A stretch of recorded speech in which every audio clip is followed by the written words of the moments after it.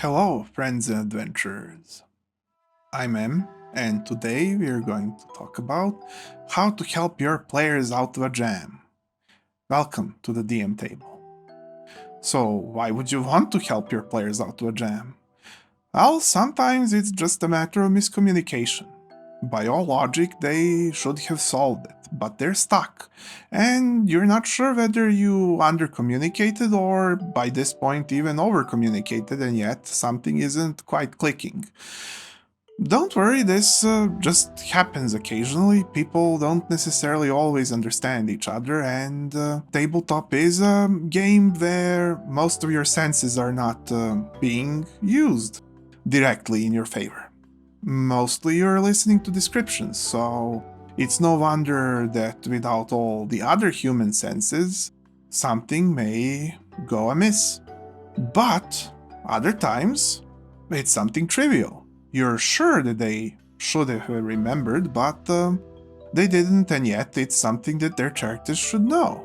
And yet you kind of wanted them to play into it. And there are many other situations, like something being overlooked, somewhere in a plan, something being illogical that should have been logical and you don't have a window to explain it, something like that. Whichever one the situation may be, if your players are stuck or are about to commit to something not so wise, and yet it's not so obvious, and yet they should know, well, how do you describe this? How do you communicate further? How do you help them out of a jam before it becomes a mess? Well, there are a few simple ways that really unjam stuff quite easily. For example, without spoiling them, and this is all about how to do this without spoiling them whatsoever so that they can play it out by themselves. You can say, for example, if it's a plan, you can say, it is a really good plan. You feel that all of these pieces fit, but what possible solution do you have for this one piece? Is it overlooked or is it yet to be dealt with? And so, by becoming an inner voice of narration for your players in critical times, you can bring out things to light that were sort of overlooked. And yet, you should be careful not to say things like you think, you do, you this, you that. That's up to them. But you as a DM, you're able to do things that are almost that, but don't need to be that. You can always say that is so very close to the solution, maybe even a complete solution if that one other bit is handled as well. And then essentially you wait for the player to answer your question about how do they plan to handle that one thing. Then you have essentially given memory to players that you've forgotten, but their characters should know, and it's something that should have been remembered, that should have been trivially or regularly known or easy to remember, and you expected them to do so. You can plug into their perception from known lore that their characters would have. You can say, you have searched the whole room, but knowing what you have learned from studying as a rogue is that often at times a trap is hidden in this way or that way. This isn't to directly spoil them about the trap. For example, this only hints them at the general category that they have overlooked to check, and you have expected the rogue to check that sort of thing naturally. And so you both give lore and exposition at the same time, whilst not necessarily whatsoever pointing at that specific trap, but giving the general category, or even a completely different but neighboring category, or even completely different but thought-provoking category. This also can happen with puzzles. You can have a player have parallel knowledge that may steer them in the right direction. After all, if they have it, you can explain it. You don't have to spoil them. You can talk from their point of view and ability, and yet without overstepping your boundaries and letting them play. You essentially both act as a memory bank and, as I said, inner voice, and you can always call to re-examination of things. It's easy to say, yes, but you have met him under these and those circumstances. Can you really trust him knowing that many people work for the king and he is certainly in a position where he would benefit from this and that is offered and so on and so forth? You certainly can put the thing into the frame of mind, because sometimes, frequently in fact, it's the frame of mind that's different, frame of perception about the world, about the situation. Players do hear and understand what you're saying, but they perceive a different, plausible landscape. And you see and hear what you're saying, but you perceive a different plausible landscape. You might not even notice. They might not even notice. But if you represent the landscape through narration, then they will know and will notice if it was different from what they thought. They might go, oh, that's what it was. In any case, you can add to this from time to time whenever landscape essentially needs updating. And this is how you can, through narration, give a better engine essentially to your players to use their player ability to solve things in, as opposed to accidentally getting lost in the bits. And you have yourself a very valuable DM tool now. Really, it looks like it is a very native DM tool just by how it's executed. However, other times it's not that.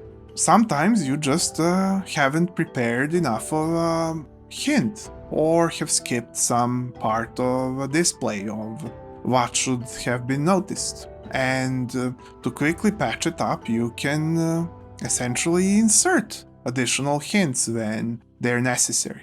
If you notice that your description is lagging behind, you just add to it. You don't have to directly tell them there's a crack on the wall running along the side of what would be a rectangle to signify a secret passageway. Oh no. However, you can say, perhaps this room is more suited to searching for secret passageways. After all, there is so much more texture to hide such a thing inside of. And as such, you have turned their attention to examining the textures of surfaces, and if somebody then explores the right surface in the right way, there you go. They have played it, and you have only given them some inside view of how things look, as opposed to the other, much more barren room where nothing of interest was in the first place. Sometimes lack of information is also information. You need not be shy. If you want them to leave the room and go to the next, and you feel that it was a simple enough challenge, you can say that the search was fairly thorough, you would say, but there seems to be nothing whatsoever of interest to be found. Or, even after good search, this room seems to hold absolutely nothing of importance. If your tone is reaffirming enough of what is supposed to be plain knowledge, it will give them the idea that they are also confident without you telling them that they are confident about things. You can turn this around as well. If you think that they have done well and yet haven't perhaps rolled sufficiently, and you want to give them a feeling of a hint, you can nudge them back into things by mentioning some premonitions, some instincts, professional feel for the matter if it's a sort of a class skill type of challenge. You can say, your instincts as a rogue do tell you that this would be the likeliest spot. Or perhaps your instinct wasn't wrong at all. The previous room might have had something in it. But that is only if you feel they have earned it both with stats and actions, so that you're essentially just enhancing their descriptions of abilities. Sometimes it's nothing so obscure, you just want to check if they missed a step. You say are confident that it's not something that would normally happen, and you don't want something to fail because you suspect that they would have thought of it, and maybe they have, just haven't said it. Essentially, you're suspecting that they just haven't said something that they wanted to say. As long as you're confident, you might as well check things out occasionally that you believe that they know about, have thought about, and have implemented but haven't mentioned to you. Or, if you're suspicious that you might spoil them and that you might step over the line, then you can ask a bit more broadly and then get the information. For example, instead of asking, did you pack everything or did you pack that one thing, you can ask, what are all the stuff that you packed? And then you can sort of see whether they'll remember and mention it at the time. Essentially, ask the right question that doesn't have a glaringly specific answer, and you can re-examine their re-examination and see whether they would really remember or really not. Sometimes, though, it's none of the above, and you still need to see something happen, and you feel that the situation deserves a nudge. That it's not gonna spoil the player's fun, that they are not playing badly, that you're not overly helping if you do something, and you do want something to move. This should be rare, by the way. This is only when really something grinds to a halt that shouldn't. Well, you can have the situation turn around completely. For example, another party of adventurers just bursts into the room through a wall from another room, therefore exploding the secret door and revealing them. Not that this is directly represented as help, because this party may present an additional challenge or go their own way without paying any attention to your party, and there you go, now you have open door. And players won't even know that something was averted. They will just witness events. And as such, you'll be able to progress the story in various manners, even if you get stuck. Or players get stuck in a manner you haven't really wanted them to get stuck in. That way, you'll always have an ace up your sleeve. Just think up some alternative events that you would like to happen on the spot and enrich your story. So, adventurer, if you thought this was unique, maybe you can spare me a click. And if you have some questions, I would love to hear them in the comments, or even just would like to hear your opinions, your tales, and to talk about stuff.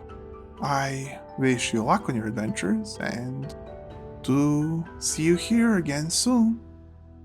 Bye.